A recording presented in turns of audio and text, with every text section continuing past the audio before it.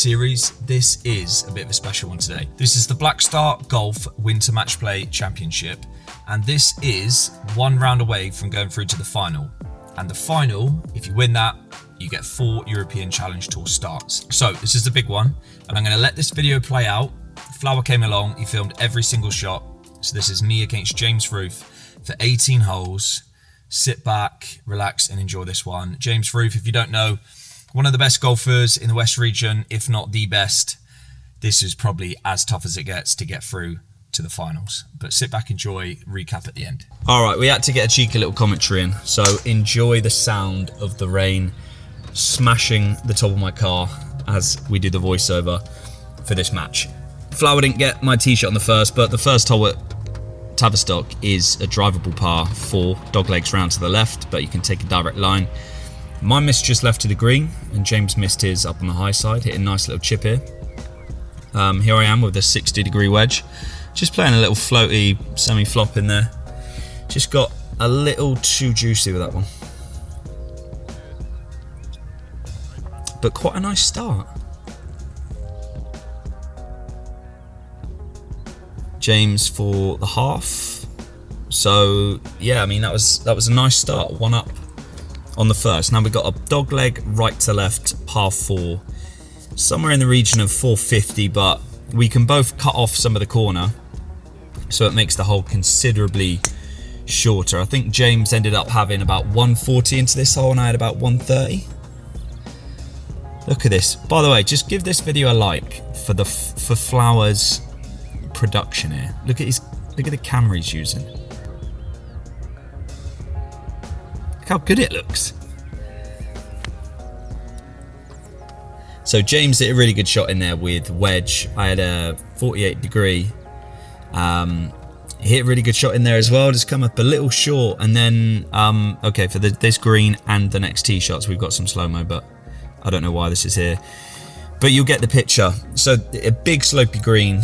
James knows the greenkeeper here, and the greenkeeper said he was going to put out some of the naughty pins, basically, which is what he did.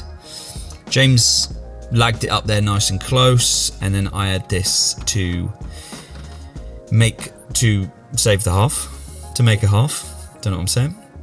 This is the third hole. This is just under 400 yards, I believe, and we both hit our drive slightly further left than we wanted, which doesn't put you in a good spot. Now we go back to normal speed.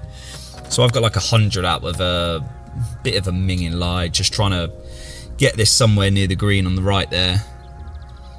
James, similar yardage, but probably slightly more awkward shot. James hit his in there just slightly inside mine, so I've got this one for the birdie. John rammed it. We've got James with the putt. Yeah, just down the hole. I mean, I hit mine to like 5 foot, so James is just going to tickle his down there. I ended up missing that, so this was into a bit of wind, just slightly off the right. It was actually a really nice day. It's the nicest day we've had for a long time. So I think James was hitting a little 7 in here, and I was hitting a little 8. He's got a little squeezy on it, and yeah, I've made quite a nice swing here, just trying to put it on the middle of the green.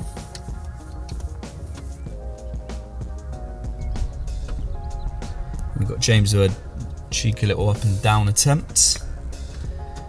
Very tidy short game. That's one thing about James is his whole game is solid. Like, there's not really a weak point. He hits it long enough. Doesn't hit it that long, but he hits it long enough off the tee.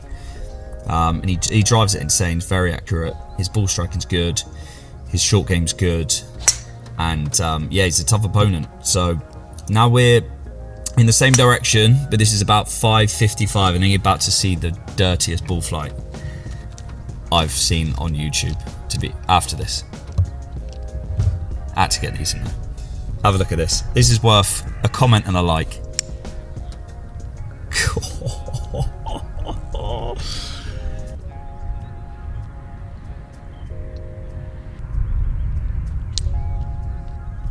James's second shot into the par 5. He's playing long, probably playing about 580. So I've hit mine in the green sub bunker from about 270. James hit his just slightly short, then did not hit the best pitch in the world. So I've got a little bunker shot, just splashing it out.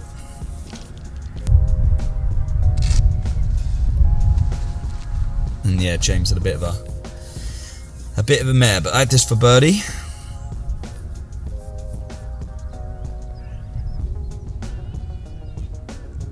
Okay, we got a bit of a shorter par 4. This is downwind. This is almost a drivable.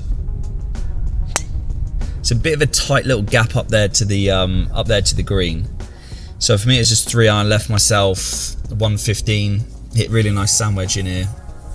And James has hit his drive up a bit further, so he's got that yardage, which I'm not a huge fan of at the moment. So like the 50 sort of yard area. So I prefer to just lay back a bit more. James for the birdie. And then mine's actually pitched probably like 5 foot by, just released out a bit. So another half. Then we've got a downhill par 3. So this is playing, well, it's not playing the number. The number's about 135, 140, but playing about 10 down. Wind down off the left, and I've left myself in a disgusting little position down there. James as it is, that's the shot. Nice little solid cut, ride it off the wind, safely in the middle of the green, and I've got this. So this really, yeah, it's going to be maybe some abuse for that one. But I was in a position there where I'm like, the right shot probably at that time was just to knock it onto the green around the bunker and give myself a chance of holding putt for par. But you know, I'm getting some confidence with the short game, so I just want to take that instead of avoiding the shot, which, you know, could be the right shot if you've got the skills. I'm trying to force myself to play the shot, and sometimes for a while it might not come off, but I feel like that's probably the route forward rather than just trying to hide from it. I really feel like I'm gaining some confidence with my short game. So I'm going to start trying to play the right shot a lot more in situations that actually mean something. I think it's important.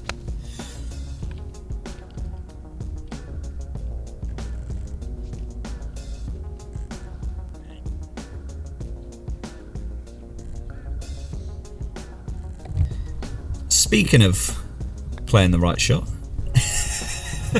to be fair, that is the right shot. I mean, Tavistock was very dry, so when you're sort of like 10 yards short of the green, 5 yards short of the green, and you're putting up through fairway to a raised green, and the greens were pretty firm, I mean, that is just the shot. So right, now we've got 350 par 4, dog legs left to right.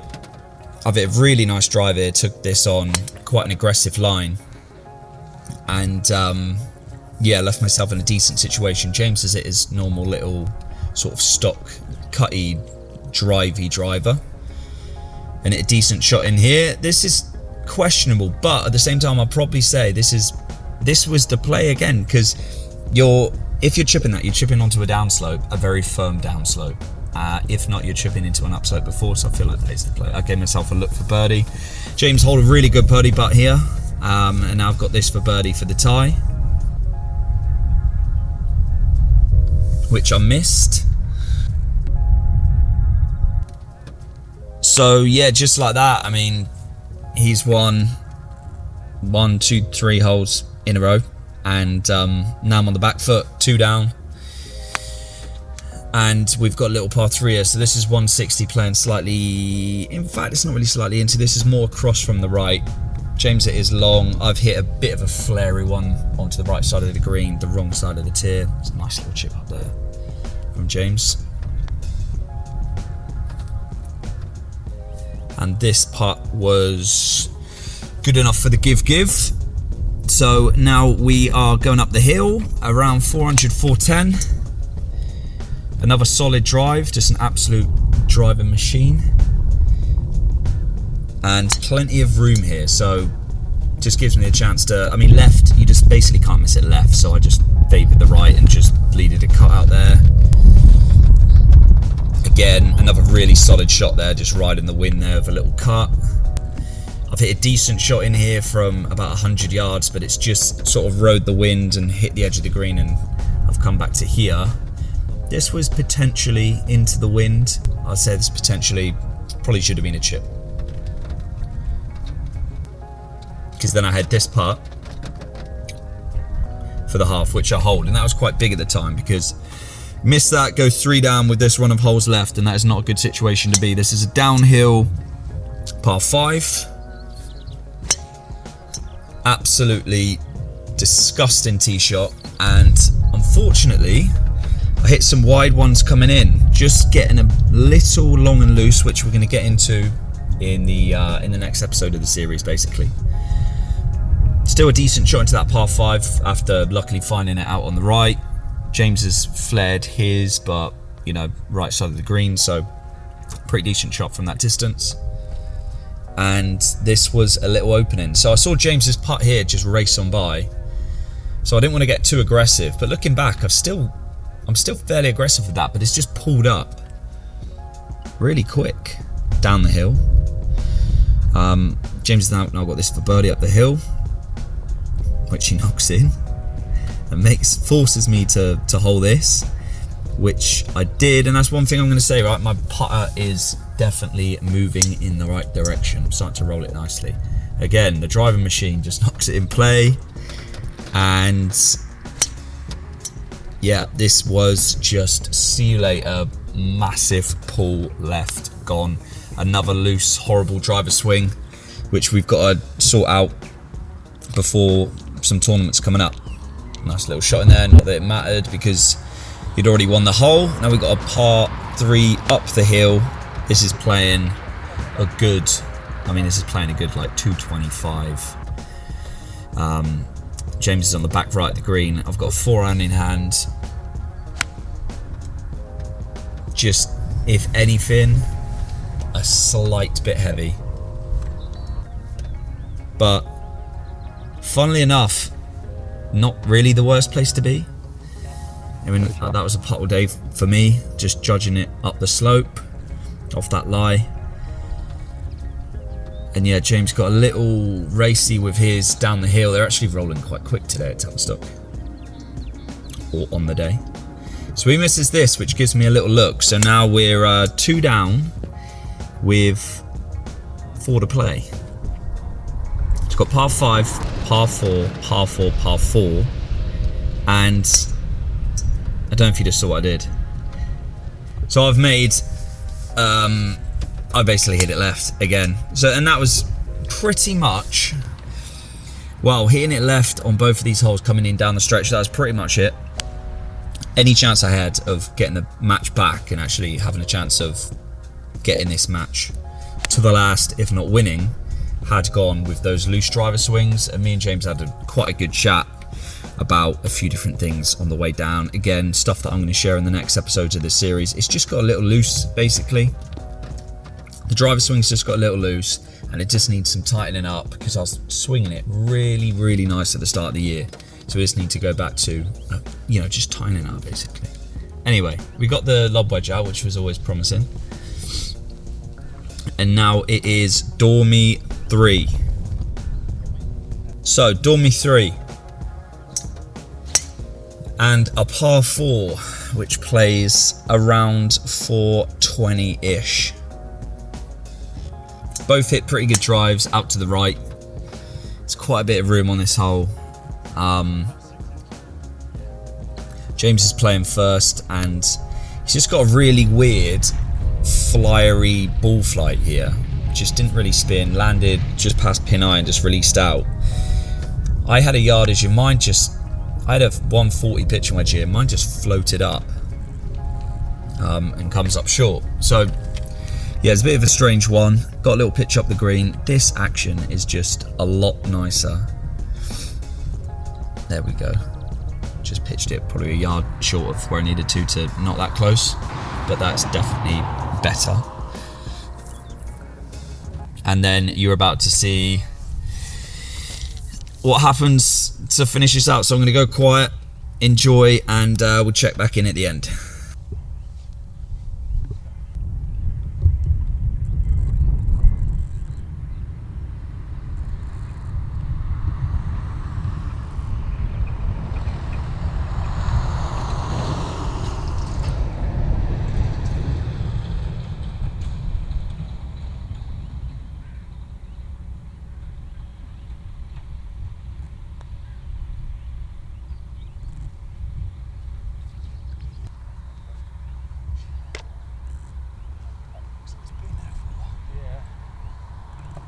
Right, so there we go. Hope you've enjoyed that. Just got beat 3-2. Bit of a shame. Always going to be a tough one though. James Ruth at the golf course he grew up at. Still, those drives on the back nine were absolute killers. Just those ones that went offline. And that sort of took me... So any chance I had of winning that match sort of went with those lefts at the end. Now, episode 3 is coming soon. I'm going to be filming that over the next few days. I'm going to talk about how we're progressing the game coming into this year and exactly what tournaments I've got coming up. So look out for that content coming very soon.